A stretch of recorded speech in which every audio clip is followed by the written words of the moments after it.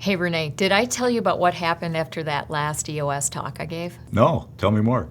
Well, a young woman came up to the stage afterwards and she said, I loved what I heard about EOS. I want to work for a company that's running on EOS. Sure, and who wouldn't want to work for a company where there's a crystal clear vision, where there's a sense of purpose, where there's a forum to actually solve issues, and an organization where the bosses, or the leaders and managers are committed to being the best? I know, EOS is the whole enchilada. And I think that a lot of my clients have forgotten about that, and they haven't included it as part of their talent attraction strategy. I mean, it's such a differentiator. Oh, sure, and especially in this tough hiring environment.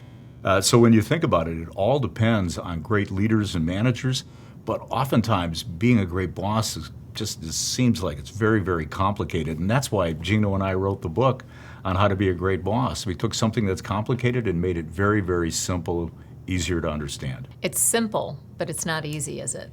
No, there's nothing about it that's easy.